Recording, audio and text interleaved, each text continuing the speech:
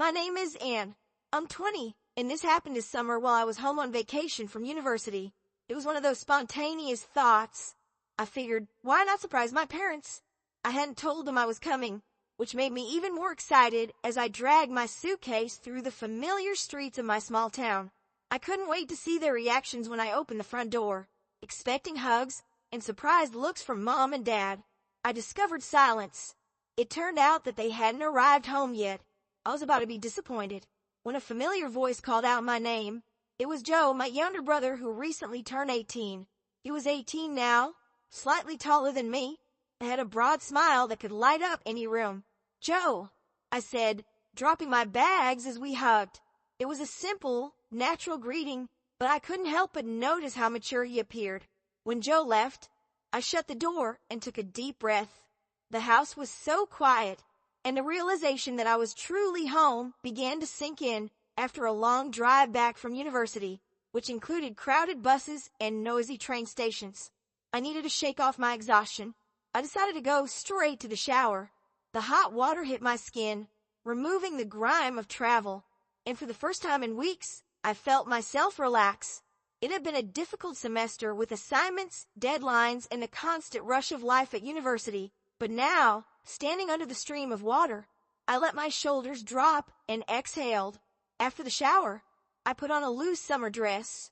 It was light and soft, the type of outfit you wear when you're not trying too hard and just want to relax.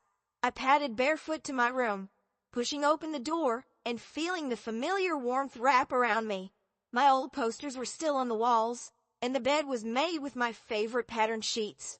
It was like stepping into a different version of myself, but something else had been tugging at the back of my mind. I'd been so busy with school and work that I hadn't had much of a personal life. I used to take intimacy for granted, but it had been missing for quite some time. Sure, there had been a few dates here and there, but nothing serious or meaningful, and there weren't many opportunities to unwind like that in a shared dorm with thin walls and nosy roommates. As I sank into my bed, the thought stayed with me. It wasn't just that I needed someone else. It was also about reconnecting with myself and becoming more aware of my own needs. I grabbed my phone and began scrolling aimlessly, but my mind quickly wandered elsewhere. Lying back against the pillows, I allowed my fingers to graze my skin. It was instinctive, motivated more by a desire to re-enter. My hands moved across my arms, collarbone, and the soft fabric of my dress. I let out a shaky breath, allowing myself to reconnect and unwind after everything I'd been going through. I wasn't thinking about anything else when I heard a knock at my door. My heart jumped into my throat, and I nearly threw my phone to the side, and Joe's voice came from the opposite side. I quickly adjusted myself, smoothing my dress as I called for him to enter. Joe opened the door. I could tell he was thinking about something when he paused for a moment before stepping inside. His expression was more serious than usual. He stood there awkwardly for a second before moving to the edge of my bed, where he sat and ran his hand through his hair. I had no idea what he wanted, but I assumed it had to be important for him to stop by. Joe sat on the edge of my bed, and I could tell something was bothering him. He didn't say anything at first, only shifted uncomfortably, as if he was unsure where to begin. I kept quiet, giving him space to process whatever was on his mind. Finally, he started talking. His words came out slowly at first, but then the story flowed out.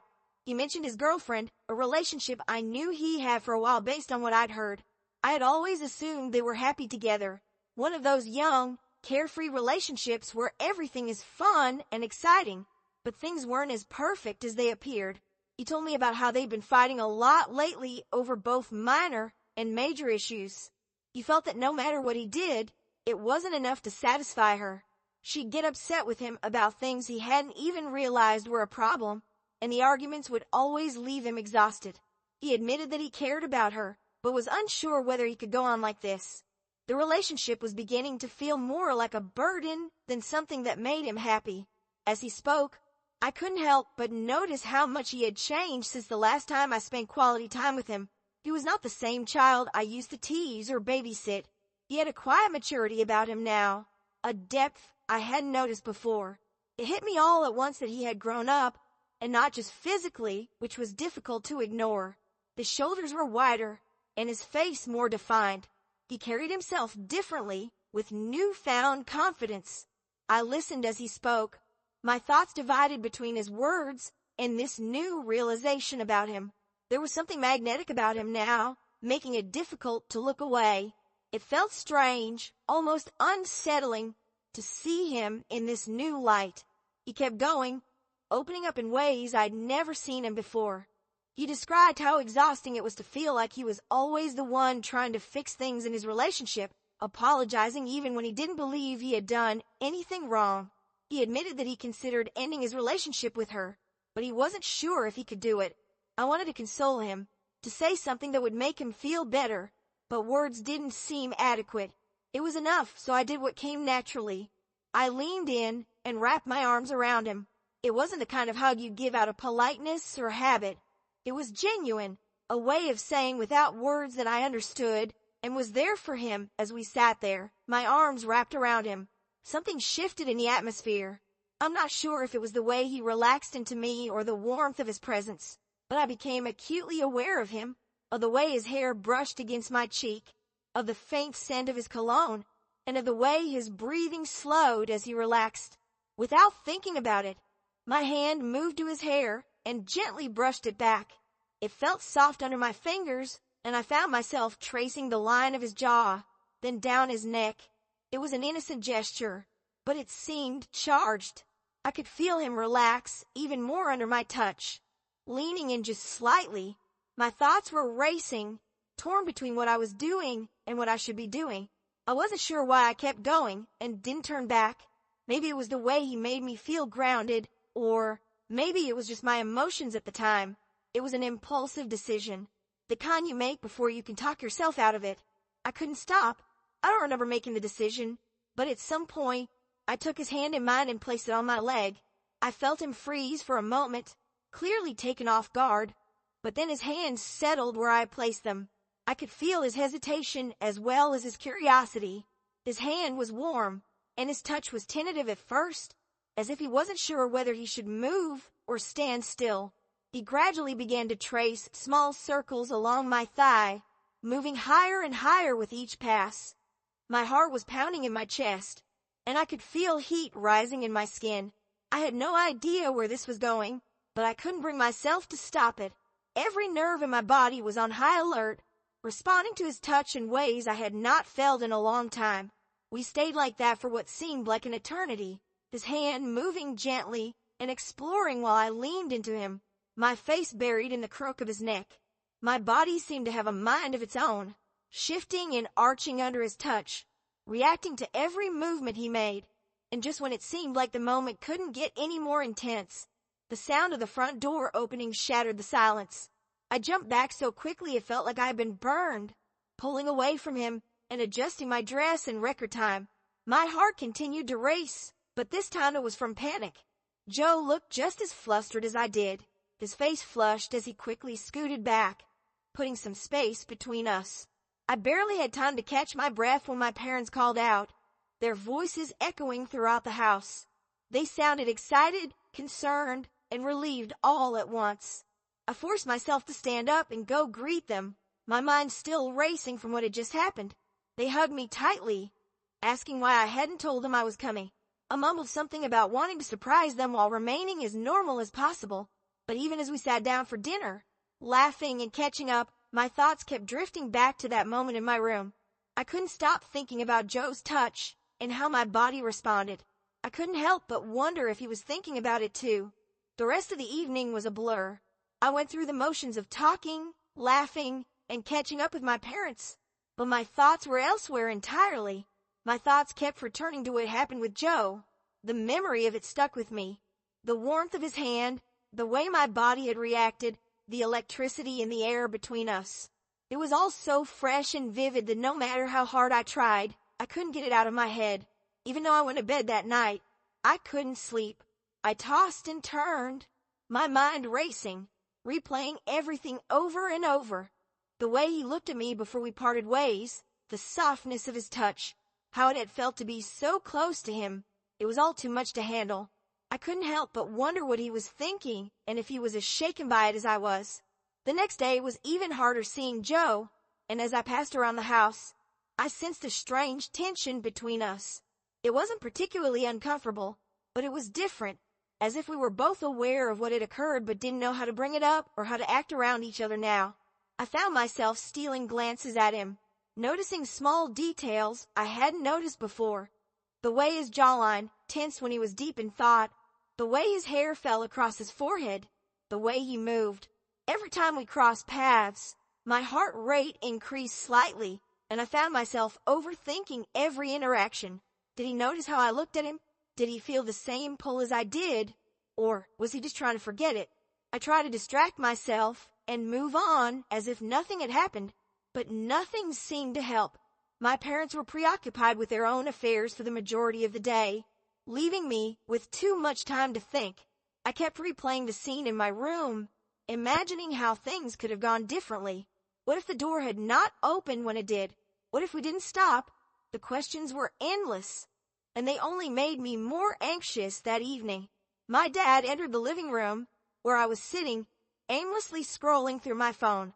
He apologized, saying he and my mother needed to go out for the night to take care of some business. He felt bad about leaving me alone, especially since I had just returned, but I dismissed it, telling him everything was fine. As soon as they left, the house became strangely quiet. It was just me and Joe, and the silence seemed to magnify every little sound. I tried to concentrate on something, reading, watching television, anything, but my mind kept wandering.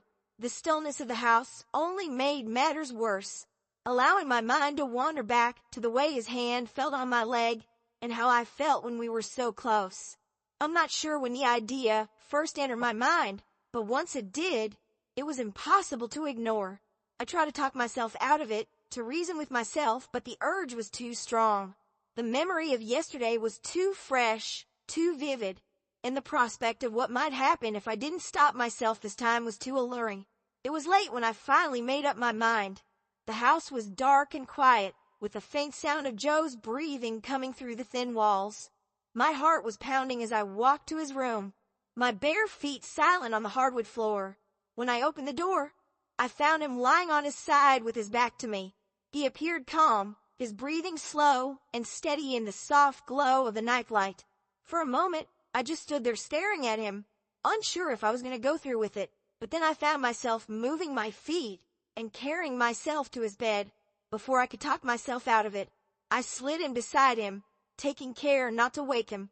At first, the bed shifted under my weight, and I could feel the warmth of his body beside mine. At first, I just lay there listening to his breathing, feeling the rise and fall of his chest. But the longer I stayed, the faster my own breathing became. I couldn't help but reach out and lightly graze his arm, testing the waters. It was not long before he stirred, his breathing changing as he began to awaken. He rolled onto his back, blinking in confusion as he realized I was there. I could see his surprise in his expression as he widened his eyes to take in the situation. I didn't give him the opportunity to ask questions or protest. I reached for his hand and guided it to my leg, just as I had the day before. He hesitated for a moment, his muscles tense under my touch, but then relaxed and let me lead. The following few moments felt like a blur. My senses focused on everything around me, the warmth of his hand, the way his fingers moved tentatively at first, then confidently as he became more comfortable. My heart was racing, my skin tingled, and I felt completely immersed in the moment. There was a vulnerability to it, a rawness that made everything feel so authentic. It wasn't perfect or polished, but that wasn't important. What mattered was the connection, the way we seemed to understand each other without saying anything, the way our bodies moved in unspoken rhythm. Despite the fact that the situation was completely new, there was something natural about it, something that felt right in a way I couldn't articulate. It was as if we had crossed an invisible line and couldn't go back. Without thinking, I shifted toward him, closing the distance between us. My hand moved slowly to his shoulder, and before he could say or do anything, I leaned in and kissed him. It was not timid or hesitant. It was bold, containing all of the tension that had been building between us. I gently but firmly pushed him back onto the couch, my hands on his shoulders, and guided him down until he was lying beneath me. I could feel a shift in his body as he relaxed into the cushions, his hands naturally finding my waist. I climbed on top of him, straddling his hips, the sensation of being above him, with every inch of our bodies so close, was almost intoxicating. The kiss became deeper, slower, and more deliberate. I felt his hands tighten slightly around my waist, and I could tell he was trying to ground himself because the intensity of the moment was almost overwhelming. My hands moved up to frame his face, and my thumbs brushed against the scruff on his jawline. The skin was warm, and the feel of his stubble on my fingertips made my stomach flutter. I tilted my head to change the angle of our kiss, and his lips parted slightly. That small motion sent shivers down my spine, and I leaned in closer to him, allow the weight of my body to press against his. I was completely in charge, setting the pace and controlling the rhythm, and it felt great to give myself that power and control. There was something very intimate about being on top of him, feeling his heartbeat against me, his hands holding me as if he didn't want me to stop. Our breathing became deeper, syncing with the movements of our lips. Every now and then, I'd pull back just enough to look at him. His eyes were half-lidded, his lips slightly swollen from the kiss, and his chest rose and fell as if he couldn't catch his breath. It was one of the most beautiful things I'd ever seen, and the way he looked at me in those brief pauses, as if I were the only thing in the world that mattered in that moment, made my heart want to burst. I leaned down again, pressing my lips against his jawline, cheek, and the corner of his mouth before returning to his lips. Each kiss was unique, some quick and teasing, others slow and lingering, as if we were savoring the connection. His hands began to explore a little, sliding up my back and then down to my thighs, but it wasn't rushed or forceful. It was as if he was letting me lead, trusting me to set the tone, which made me want him even more. Being on top of him felt completely natural, as if this was where I was supposed to be. I loved how his body reacted to mine, how he moved subtly beneath me as if he was trying to get closer despite the fact that we were already so close. I felt powerful, but also vulnerable in the best way possible, as if I was completely in control, but also completely open to him. If only he knew how badly I wanted it, how long I'd fantasized about being on him, having him under me, and finally letting everything that had been simmering between us boil over the way his hands gripped my waist. The way he looked at me, completely undone, made me want him more. It wasn't just the tension or the attraction. It was how much I wanted to be that close to him, breaking down every little barrier that had separated us. Back then, but of course, as the heat began to rise, reality hit us like a brick wall. As I leaned down and kissed him again, my thoughts raced. This was it. I wanted to go beyond kissing and touching. My body was practically humming with desire, and he was reacting to every movement I made. I could sense it. I could feel him. That's when I paused for a moment and asked quietly but deliberately, "Do you have any?"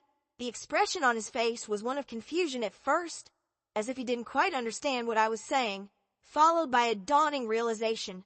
And then he gave me this sheepish smile, his cheeks turning the faintest shade of red. No, I didn't say I didn't know. I couldn't believe it. He is 18 years old, has a girlfriend, and does not keep condoms in his room. I just stared at him for a second, half in disbelief, half in frustration, thinking, come on, how do you not have anything? I let out a frustrated laugh and shook my head, and he tried to defend himself by saying he didn't expect this to happen. Tonight it was cute, but in an annoying way. Seriously, Joe, I replied, still half laughing, but mostly because I didn't want to ruin the mood. What kind of boyfriend doesn't have protection? He simply shrugged, appearing helpless, but also apologetic. I guess I'm not as prepared as I thought, he said, his voice low and nervous. I sighed, my head resting against his chest for a moment as I considered what to do next. I didn't want to stop. I couldn't stop. I wanted him too much, and leaving things hanging like this wasn't an option for me. So I decided to change gears and take control of the situation. If he wasn't ready, that's fine. I'd make sure he remembers this night for his entire life. I slid down slightly, my body rubbing against his as I moved from his hips to his thighs. His breath hitched as I adjusted myself, giving me a boost of confidence. His hands, which had been resting on my waist, shifted slightly, unsure what to do now that I had altered the dynamic. I looked up at him as I settled between his legs. My hands brushed against his knees before sliding up the sides of his thighs, and his entire body tensed as if he was bracing himself for what was next. His breath caught again, and I could feel him struggling to hold it together, but his body betrayed him. Every little touch, every small motion I made, elicited reactions from him that he most likely was unaware of. His fingers curled into the couch cushions, his thighs flexed slightly beneath my hands, and his chest rose and fell with deep, uneven breaths. I couldn't stop smiling as I kissed him again, lower this time, feeling the tension in his body increase with each movement I made. His body was so responsive, which I loved.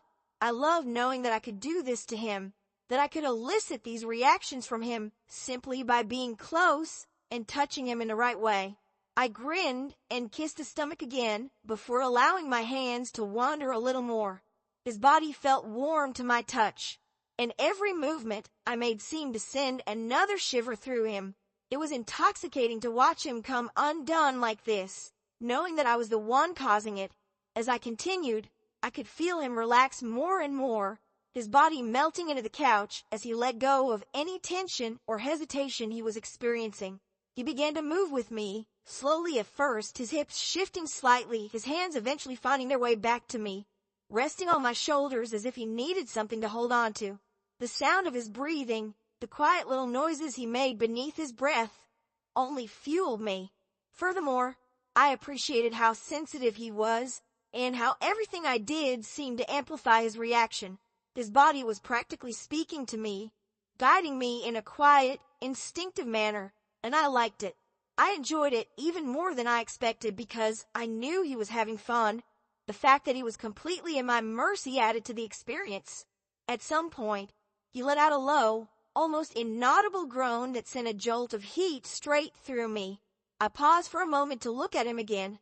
His head was tilted back, his lips slightly parted, and his eyes closed as he lost himself in the moment. He looked so good, so vulnerable and undone, and it only encouraged me to keep going. When it was all over, I felt a strange mix of emotions. The adrenaline rush had worn off, but the buzz in my chest remained. I slowly stood up from the couch, letting the gravity of the situation sink in. I had no idea what to think. Part of me was still reeling from how intense everything had felt, how alive everything had been in that moment. It was as if I had been floating in a bubble where nothing else mattered and everything just worked. But now that I was standing there in the silence, I wasn't so certain. I looked at him, still lying on the couch, his chest rising and falling slowly as he attempted to catch his breath. His eyes were closed, but he appeared peaceful and content. He had the look of someone who had just gone through something traumatic, something that altered the atmosphere between us. His body was still humming. I could tell he hadn't quite come down yet. I cleared my throat, hoping to relieve the tension in the air, and said, trying to sound casual despite my racing mind, "You're not a virgin, right?" When I asked the question, he opened his eyes and looked up at me, confused and curious. For a split second, I could see a shift in his expression, as if he wasn't sure whether to laugh or be serious. But then he simply nodded. His gaze remained locked on mine. "No," he said quietly, his voice soft but steady. I raised an eyebrow, studying him for a moment, unsure what to make of it. I couldn't explain why I felt a small wave of disbelief. It felt like I was processing what had just happened, and now this. I almost expected him to be someone else, someone different. It felt strange, as if everything had not yet clicked into place. I didn't say anything else right away. Instead, I turned and walked out of the room, taking my time as I tried to collect my thoughts. I could hear him shifting on the couch behind me, but as I walked down the hall, I didn't look back. The enormity of what had just occurred finally struck me. My body was still buzzing from the experience, but my mind was lost in a whirlpool of guilt and confusion. What have I just done? It was as if I had crossed a line or boundary that I had no idea existed. I had no idea why it felt so good. The rush, the exhilaration, the connection, but it also left me with a sick feeling in my stomach. It felt wrong, but also very right in ways I couldn't articulate. It was as if my body had taken over, along with everything else in me. I just wanted to be in that moment, to dive head first into it, and let go of all the consequences. But now that it was over, I couldn't stop thinking about it. The way he looked at me, the way his body reacted to mine, the way he didn't hesitate to follow my lead. It all seemed so intense, and perhaps that was what made it so good, so unlike anything I'd ever done with anyone else. I had never felt that much energy with the other guys I'd been with. There was something raw and visceral about it, and I wasn't sure if that made it right or incorrect. I leaned against the hallway wall, closing my eyes and trying to breathe through the sudden tension. Guilt was eating away at me, but the rest of me felt alive. I couldn't deny that a part of me wanted to feel that again, that everything that had just happened made me want more. As I stood there, I realized I needed to get some perspective. I needed to talk it through with myself, to see if what I'd done was okay, if it was truly wrong, and if it was something I should regret. I didn't realize I was walking back toward the room. My heart was still racing, and I wasn't sure what to do with all of these conflicting emotions, but one thing was certain. No matter what I decided or how I felt, I would never forget what had happened tonight. In the end, it was going to stick with me, so I asked myself, do you think this is right? I really wanted to know I wasn't the only one who had felt this way, so I posed the question in the hopes that someone out there could help me make sense of it.